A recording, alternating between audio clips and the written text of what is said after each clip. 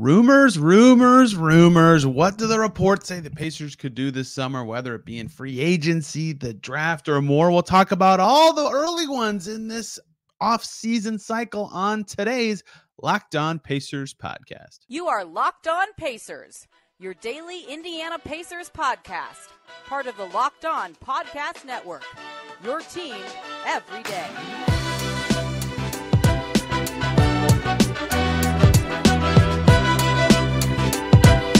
Welcome in to another edition of the Locked On Pacers podcast, where we, of course, talk about the Indiana Pacers. As always, my name's Tony East. I cover the team for Forbes and SI, and today, rumor has it, rumors, whatever song, headline, or Fleetwood Mac album you want to name, we're talking about those today from the Pacers perspective. It's too early in the offseason for the reporting and rumor mill to really heat up, but we've gotten some glimpses here and there from the plugged-in reporters about what they're hearing the Pacers have done or could do or are hoping to do this summer, and we'll talk about them all today. One, to talk about them, but two, to see, do they actually make sense, or is this something that seems logical for a team in the Pacers position to be considering? We'll start with two that are connected, one that has kind of been baked in reality a little bit, and then two that are about forwards that aren't on the team right now, but maybe could be.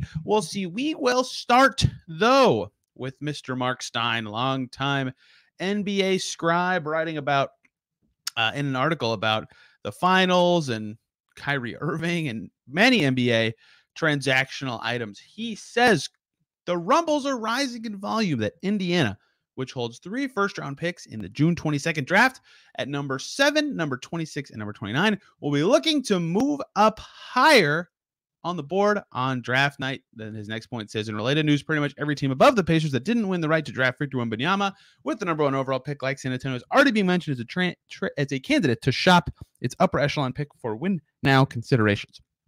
So the first part of that, the very significant part, the Pacers potentially looking to move higher up the board. Look, I don't know what the Pacers tiers are of players in this draft, but the conventional wisdom, what has been talked about by some people who work in the league, a lot of people who work out of the league, a lot of people who comment on the league, is tier 1 is Wembanyama. That's unobtainable. Tier 2 is Brandon Miller and Scoot Henderson. And then tier 3 is a bunch of guys from like 4 to 9, 10, 11, wherever you cut it off, and that the Pacers are in right now. Trading up within your own tier is only a tenable idea if you love somebody in that tier and they're going to be gone before your pick. That's not to say it's a bad idea, but it almost seems like it's not worth the assets sometimes unless you absolutely love a guy or are enamored by what he can be. Typically, these things involve trading up to go up a tier. And given that Tyrese Haliburton is on the Pacers, it seems like this is a related to Brandon Miller thing, although that is reading between so many lines that I could just be talking out my butt. It could just be that they want to move up because they like the talent better at, 5, 6, 4, whatever, because that gives them a better chance to get somebody that they specifically like, as opposed to if they stay and remain at 7. That said, part of the reason I continue to talk about what I just said is Rafael Barlow, who, if you'll recall, was on this show, hosts our NBA Big Board show, as well as has his own Substack covering the draft. Yeah, got to meet him at the NBA Draft Combine. He wrote in one of his NBA Big Board pieces, quote, "The Pacers have 3 picks," referencing the same 3, "and are expected to be active on draft night and looking to move up. Indiana is believed to be the team most interested in making a deal to select Brandon Miller, but it is unknown at this point who they're willing to give up in addition to the number 7 pick in a deal with Charlotte or Portland." All the early reporting and indications are that the team that would pick Brandon Miller would be the Charlotte Hornets with the 2nd pick. But again, it is a little too early to actually say what that would be. Now, if you want to tie those together, you can. If you want to keep them separate, you can. I'm not going to fault you for either. But Brandon Miller is a pretty good prospect. Even if you don't buy his ceiling necessarily, the floor of just alone being a 3-and-D guy at his athleticism level and his ability to do a little bit more than just be the stuff I just said is extremely impressive. There's a reason he's lauded so highly in this draft, and a lot of the reasons he is projected to go so high are similar reasons to the reasons Jabari Smith was projected to go so high last year. Reminder, until literally hours before the draft, many people thought that Jabari Smith would go number 1 to the Magic. They did the right thing and picked Banchero, but Brandon Miller, a very good prospect on the basketball court, one that many people are enamored with the way the NBA is trending. If you missed the episode we did on Brandon Miller with Mavs Draft, we talked about him already in detail and how he would fit with the Pacers or really with any team in the NBA. But on almost 300 three-point attempts, he made 38.4% of them. He finished okay inside the arc. His defense was solid. Wasn't a lot of playmaking showings, but those things alone make him an attractive prospect. And if you're a data guy, decent free throw rate, great three-point attempt rate, high usage rate, not a high turnover rate, good defensive indicators, just a lot of stuff that makes you think he would be a good prospect. And oh yeah, he fits the Pacers pretty well. One, because he's 6'9", could possibly be a good defender in the NBA and can shoot, but he, of the wingy types in the top whatever of this draft, seems like he has the highest chance to be both a shooter and a potential creator, right? Amen Thompson probably has a little bit higher of a chance of being the creator, but is definitely not there as a shooter. And none of the rest of the guys, maybe Taylor Hendricks has the shooting upside, but definitely not the creation upside. Like the way he blends all of those skills together is extremely impressive. Again, listen to the whole episode with Richard to hear more about Brandon Miller and why many scouts view him so highly. Raphael, who wrote this article we're talking about, has him number 2, I believe, on his board, right? And of course, Mark Stein wrote the same thing. So I only talked about Miller just now because Barlow had it in there. Mark Stein did not. He just said move up higher on the board on draft night. So if you want to zoom out, take Miller out of the equation. Just looking at the Pacers' perspective, if you're the Pacers and you say, well, we have more draft picks than roster spots and we have a lot of money to burn in free agency, they've got to consolidate in some way anyway, right?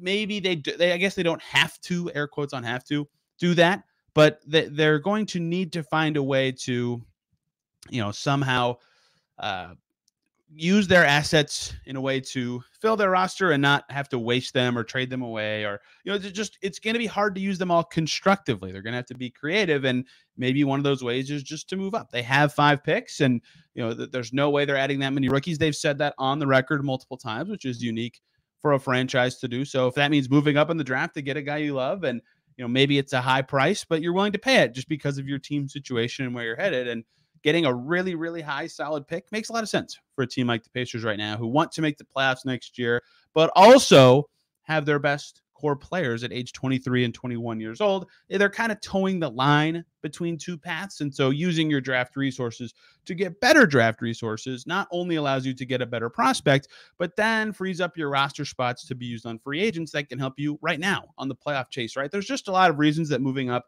in theory makes sense. Again, it all has to be the right price. It all has to be for the right players. I'm not saying they should or shouldn't do anything, but that strategy would make sense from a team building perspective, and 2 different people have reported it as a possibility. So we'll see what the Pacers ultimately do. I don't believe they've made they've made some draft night trades in my time covering the team for the last 6.5 seasons, but they've never done anything mega aggressive like this would be. And maybe this is the time to do it because they're in such a unique position and they have so much time with Tyrese Halliburton on their team. And he's been watching the draft workouts. Halliburton's going to have an opinion on some of these players, and I don't know if they'll be able to get Miller in. Perhaps his agency just wants him to go to Charlotte and Portland. We'll see. That's what Scoot Henderson said. The only 2 teams he's doing is, but we will see where this all ends up shaking out for the Pacers. But that is 2 you can read on the Steinline Substack and on the NBA Big Board Substack. Next up, we'll talk about a little bit of trade stuff from Jake Fisher, longtime insider covering this league. Let's get to that at the other side of this break. This episode is brought to you by BetterHelp. It can be so easy every week to spend more time on others than yourself, or prioritizing those close to you over prioritizing yourself.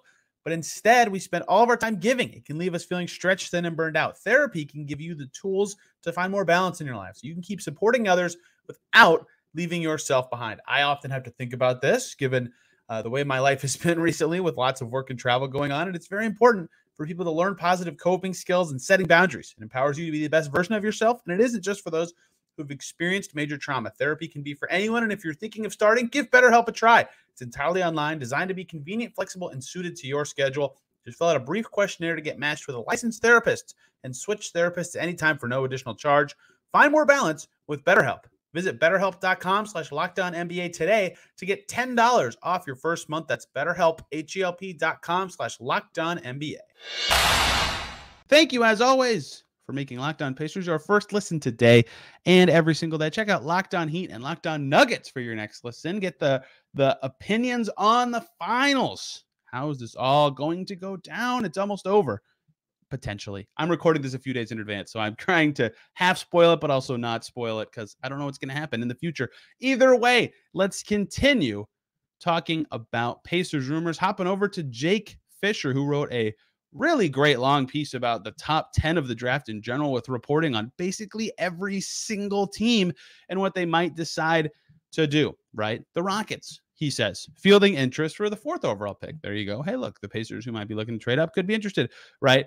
There's stuff about Portland and their early trade conversations and what the Hornets could be thinking with their decision makers having some fluctuations, in Detroit trying to get better next year, and the Magic have 6-11. What are they going to do? Jake wrote all this in Yahoo Sports. Go check it out. And then the Pacers, finally, as he goes chronologically through the picks, he says Indiana with the 7th choice plus picks number 26 and 29 was quite active searching for answers at starting power forward before February's trade deadline, sources said, and has made no secret about continuing those efforts this summer. Perhaps Jake is connecting that those picks could be used to get said power forward. Perhaps he is saying they have those picks and they're trying to get that guy. I'm not going to assume for him or put any words in his mouth or say that he said something he didn't say. I'm just going to read what's on the screen in front of me. But good reporting again, and this makes a ton of sense, right? Rick Carlisle said this on the record at his end of season presser that, yeah, they need force, right? Every team needs force who can create a little bit and defend, and that's why they're hard to get, because every team wants them and they're talented. And as the league gets better and better, size becomes an advantage. And these fours are hard to come by. That's why some of them are thought of so highly in this draft specifically, and there are quite a few of them. But the Pacers also talked about aggressiveness in their right after the trade deadline presser with Kevin Pritchard, right? As Jake says here, they were, quote, quite active, unquote, searching for answers at starting power forward, right? KP didn't say power forward, but he did say in February that they had plans of aggression, doing something a little bit bigger. The price was pretty prohibitive. People have reported on who those players could have been. I'm not going to guess, but we'll talk in a second about who they could have been. And it didn't work out. And then he said that again at his end of season presser. So between what Pritchard said, kind of their situation dictates that it made sense for them to be aggressive, and what Rick Carlisle said, that makes sense. And now, as they try to get better and add defense and add size, it just makes sense that this would still be the case. And there's a million ways for them to do this. We'll talk about free agent power forwards later this week on this show. There's some pretty good ones. That's one of the best positions in this free agency class, which is great news for the Pacers, is they need to add depth there, right?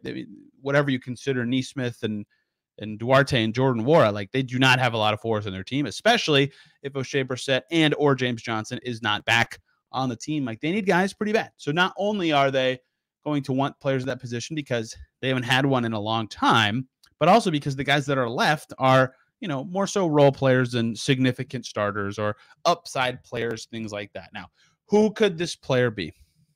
I don't know. I'm going to shrug a little bit here. I don't know. But, you know, the easy to connect dots would start with OG Anunoby, right? And that's not because that, I mean, I'm sure some people have reported that connection, of course, but, you know, the Raptors were reportedly trying to figure out what direction they were going, and Anunoby. I mean, Jake Fisher's been reporting on Anunoby for like over a year, potentially being moved out of Toronto, and, you know, his contract only has 1 year left, and what are the Raptors going to do? And he's really good fit with the Pacers right now, and they've got the cap space to maybe extend him or figure some stuff out. Like, that fit would have made sense, especially for a team that at the time was like battling for a top play-in, low playoff spot. Now, obviously, they fell way out of that. They were like 500 at the trade deadline. I think people forget that about the Pacers this season, right? They had that cratering stretch when Halliburton got hurt, and they lost whatever it was, 7 in a row, and went, you know, won 1 out of 10. But they were still like right around 500 when the trade deadline rolled around. So it's not like they had to commit to a direction then. At the end of season, they obviously did, but it would have made sense for them to go for it a little bit at the time and kind of said, hey, we can make some noise here. And, you know, there was a lot of talk about the play-in, playoff, what it meant. At least I talked about it a lot because I found it to be extremely interesting. But either way, it would have made sense for them to have those aggressive plans and solutions, especially if they can do the KP special and get a player who's under contract for a while and is still young and growing, right? That's something he's been very good at, and this front office has been very good at identifying in this era of the team. Maybe that was Mikal Bridges. I don't know. It doesn't seem like he's available. It seems like the price for him is going to be nuts, as it should be. The Nets have none of their picks and should just try to build the best team they can with the resources that they have. Mikal Bridges is an awesome resource, right? He's, of course, fantastic. And maybe there's someone else who sneaks into this discussion as the offseason progresses. I mean, we talked about Jaylen Brown last Friday. He's not really a 4, but, he is a forward and is good. Draymond Green. I'm just throwing names out to the wind now. And it doesn't have to be, remember, it does not have to be a trade here. This was not specifically said by Jake that they'll be aggressively pursuing this player via trade. It just says that they will be quite active in potentially searching for a 4 again. And we'll talk about the power forward free agency episodes this week, either Thursday or Friday, depending on the total scheduling of guests and who's out there. But free agency group, again, I think this is probably the strongest position in terms of the top end talent, but also even the lower end talent has a good mix of youth and impact right now, which I think if you're the Pacers is, of course, extremely appealing, right? They would love to balance those things right this second. So, of course, Draymond's at the top. Jeremy Grant's up there. We talked about him with Howard Beck last week. Kristaps Porzingis, I think he's more of a center, but he's up there. He's played for Carlisle before.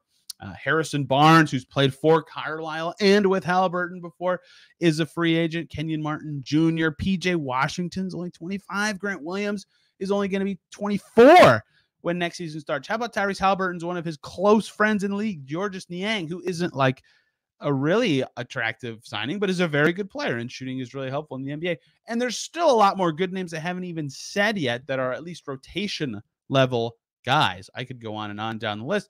It is a good summer to need a player like that, especially if you have space. And hey, look, the Pacers do. So yes, they have these picks, and maybe if they can get someone awesome or someone amazing or an all-star level talent to pair with Halliburton and Mathurin and Turner or whoever they still have after doing whatever this fake trade that I just have started talking about is, sure, maybe you do it, right? They're in a position where it might make sense to do so.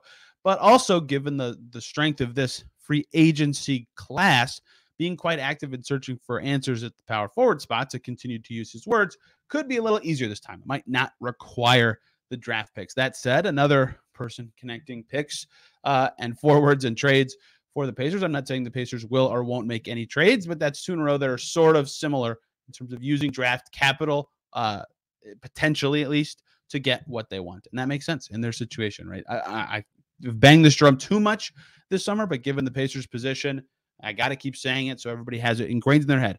3 free agents, 5 draft picks. That math does not add up. They're going to have to do something, and even that one measure might not be enough. They're going to have a hectic summer of potentially trades and signings just to get a team fielded correctly, and who knows what that will look like. But apparently it will look like being aggressive and trying to acquire fours this summer. And again, later this week, we'll talk about the Pacers free agency preview at the power forward spot. And small forward is coming tomorrow with Alex Golden. Not as many 4-like guys there. In fact, kind of a weak small forward class, but some good players, some that I really like and some that I don't as much. So you can look forward to that. 2 more I want to get to today on the rumor front about, speaking of, power forwards being connected to the Pacers, one via the draft, one via a trade. Do they make sense? Is this stuff real? Who are they? Let's talk about it to close out today's show.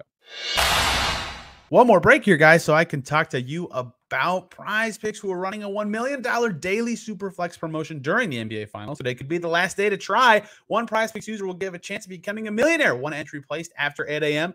be randomly selected every day. Whoever placed that entry will be given a 6-pick flex, with 6 correct picks getting you $1 million, 5 being $80,000, and 4 being $16,000. Full details can be found at prizepicks.com/million. You must opt in at that link to be eligible for that $1 million entry. What is PrizePicks? You pick 2 to 6 players. Will they score more or less in their PrizePicks projection? If you're right, you go up to 25 times your money. For example, will Nikola Jokic have more or less than 30.5 points? Will Jamal Murray continue to have over 10 assists? That's how PrizePicks work. You can make your picks in 60 seconds or less. It's safe with fast withdrawals and operational in over 30 states and Canada. So download the PrizePicks app or go to prizepicks.com to sign up and play daily fantasy sports. First-time users can receive a 100% instant deposit match up to $100 with the promo code LOCKEDON. If you deposit $100, PrizePicks will give you 100. If you deposit 50, PrizePicks will give you 50. But don't forget to enter the promo code LOCKDOWN and sign up for an instant deposit match up to $100 at PrizePicks. Daily fantasy made easy. Thank you, as always, for making Locked On Pacers your first listen today and every single day. For your second listen, hop on over to any other teams in the draft lottery. Here, what the Pacers are going to have to be up against as these other teams are figuring out what they want to do, if they want to go for it, if they want to draft somebody. Who knows? The Locked On hosts do. Locked On Pistons, Locked On Rockets, Locked On Magic, Locked On Wizards, and Jazz. All good teams to get a feel for what could happen in the Pacers tier or so of this draft lottery.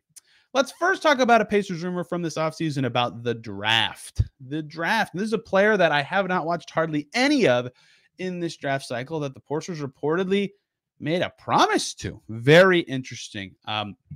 His name is Bobby Klintman, I believe. Again, I haven't watched him. I have never heard his name said. He went to Wake Forest this past season. He's 6'9" on his wing, and his three-point attempt rate's crazy. We'll talk about him, the player, in a second. And he dropped out of the NBA draft combine just before it started. And so the rumor began that he had a promise in the first round from a team. So why go through the workouts and potentially get hurt and all this stuff? But you usually don't know if who that promise is or where it is or anything like that. Well, first, NBA DraftNet said it was the Pacers who reportedly have this promise in place. On their site, it says, we're hearing that the Pacers are the team with the promise in place with Klintman. The Pacers have picks, blah, blah, blah. And they would like to use, and the most likely of their late first-round picks they would use on the high upside prospect, which seemed to be 26. Indiana is a young team and can afford to draft a project type of player like Klintman to develop for the future. You can see that in their 5.1 mock draft on NBA.net as you get down to the 26th pick. So perhaps they are the team that made that promise. I don't know. I don't know about NBA Draft.net's reporting, but Michael Scotto, I do know about his reporting, friend of the pod. I got to meet him at the Combine. He also made this connection in the Hoops Hypes big board mock draft has Bobby Klintman right there in the early second round where the Pacers have pick 32. He is 31 on this list. And Scotto says at the Combine, there was a belief circulating that the Pacers are high on the Swedish big man. So there we go. Perhaps this is a thing. You know, again, I don't know about NBA DraftNet's reporting. Perhaps they're right, perhaps they're wrong. I'm not saying either way, but I do know Michael Scotto's reporting is fantastic. And so perhaps this is a thing. Perhaps Bobby Klintman is a guy the Pacers are high on and promised to potentially pick with one of their late firsts or their early second in that range if he's on the board and if they keep those picks. So who is this guy? Well, I probably should do more on him. Kaylin Cooper wrote a wonderful piece on him over at Basketball She Wrote. I love her draft content. It's so good.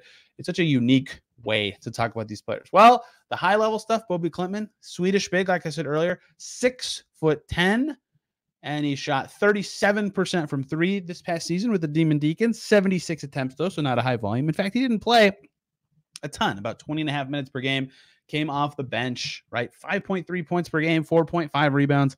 Numbers don't jump off the page at you, but the stuff that would make him an NBA prospect would be, one, that he's 6'10 and can kind of defend, and two, he made his threes at a decent clip this past season. And if you love, the advanced stat digging to see what makes this guy potentially a prospect, over 50% three-point attempt rate, not a bad turnover rate, good defensive indicators, and good just defensive numbers in general. If you can defend at 6'10", there's a spot for you in the NBA. And hey, we've talked about this on the show already in multiple different ways. The Pacers could use some fours. If he can be a four in the NBA, that's great. So again, I don't know much about him. I'd have to actually watch his game, but two different places reporting that there's some potential tied interest between the Pacers and Klintman. So perhaps this is something and a player to keep an eye on. If you can find a 6'10" shooter who has defensive upside late in the first round, I think that's a totally fine use of a draft pick. But again, I'd have to actually watch him play, right? Low free throw attempt rate.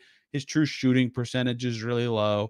There are some indicators too that maybe he's very raw, right? Has a long way to go and might just never pop into an NBA player. He only made 44.6% of his 2-point shots at the college level, but looks like he's got good rebounding numbers too. So again, this is just a numeric evaluation. I have not watched him play, but perhaps this is a connection to watch, as two different places have reported this connection or this interest. Whether that actually is a promise or anything like that, I don't know. I've never actually asked anyone who works for the Pacers or met Bobby Klintman in my life, but a player to watch if you're looking to dive into any of the prospects ahead of the draft. Last rumor that's been out there. We're going back to Jake Fisher, talking about the offseason, specifically the Lakers offseason. Roll your eyes if you must. There was so much Pacers, Lakers talk last summer. No Russell Westbrook this time. He's not even on the Lakers anymore. Nobody healed this time. No Miles Turner this time. Don't roll your eyes. Just bear with me. Jake talking about the many decisions the Lakers will have to make in terms of balancing their cap space and their own free agents and figuring out exactly what they want to do. And in a discussion about Rui Hachimura, who, first of all, was connected to the Pacers right before the Wizards traded him to the Lakers anyway. So perhaps there's some depth to this anyway. And if you've heard me talk, you know I always say sometimes interest can lead to something later, months later. And so perhaps this early interest in Hachimura that the Pacers reportedly had could mean something for the future. Again, we'll see. This is a long-term thing. But hey, you remember when the Suns Kevin Durant stuff started in the summer? I said the same thing. And look at that. That happened during the season. So now we're here. What did Jake say about Hachimura? He said, for any clues to rival teams that could throw an offer sheet Hachimura's way, Indiana and Phoenix were considered strong suitors for him back in February, sources said, and nearly completed deals with the Wizards for him. He was ultimately traded for a few second-round picks, and I think the matching salary was Kendrick Nunn. If I'm missing a piece of that trade, my apologies. Rui was awesome for the Lakers, especially compared to the Wizards, and had a good playoffs, which is, of course, a relevant factor for the Pacers to consider here. And I can't believe it, but we're talking about a 4 again. I feel like we're doing that a lot on this podcast, as we should. The Pacers need 4s. Rui Hachimura can be a 4. Former lottery pick, 25 years old. Hey, that is exactly the kind of player the Pacers would be searching for. Not the greatest shooter, under 35% for his career, under 32% this past season. But that's just the shooting part of his game. A lot of other stuff he can do well inside the arc. He's been pretty effective his whole career, so he's still efficient. He moves well on the defensive end. He fit well with what the Lakers were trying to do, and he never turns it over. A very mistake-free kind of player that can be valuable. And again, it was good to see, I think, if you're a team that likes him go in the postseason for the second time, by the way, because he made the playoffs with the Wizards before, and he's shot 57% from the field in his life in the playoffs. Now, obviously, he's running a little hot from 3 in his postseason career, but when the games matter, he plays well, and he is a good player who can kind of score from a lot of places and is bulky enough and quick enough to be a good enough defender. I wouldn't call him like a good defender, but he's good enough on that end of the floor. And if you're a young 4 who can shoot it and be good enough on D, hey, the Pacers really could use you. So, of course, we've talked about this connection before on this podcast back in February. Well, really, the trade happened in January. But whenever that happened around the deadline and talking about what it could telegraph, I don't see why the Lakers would let him get away. They traded stuff for him. He was good for them. He's a restricted free agent. The only way, there's 2 really. The new aprons mean every team has to be cost conscious at some point potentially, and the Lakers are, if they add a Kyrie Irving-like salary or someone else expensive, but Kyrie and LeBron's rumors will never go away. They might have to be cost conscious. But the other flip side of this is if the Pacers or the Lakers want to, just sign Kyrie outright. Hey, they could potentially get close to good space, but they'd have to let Hachimura go and let some of their other young talent just go, or at least lose their bird rights. And that's tough to do. But if it means you get Kyrie Irving, sometimes you potentially do it. And if that's the easiest way for them to get him, perhaps they would clear up that space, and then Hachimura would be an unrestricted free agent. So it's not impossible. I would call the chances pretty low, but the Pacers have registered interest in him before. He had a good finish to that season, probably his best stretch of his career with the Lakers and as a free agent. Just a name to keep an eye on. I hope I didn't miss any rumors floating around Pacer land, and I am a little bit picky with who I use as reporting sources, just in general. I really like to meet these people or see their track record, and that's why all these people that I talked about today have a great track record of reporting on very many things in the NBA. The funny thing about all this, right? One was about the draft, one was about free agents or just targets, and then another one, well, I guess another one was about the draft, and they all were about those things, but they were all structured in different ways, but they all pointed to the same thing.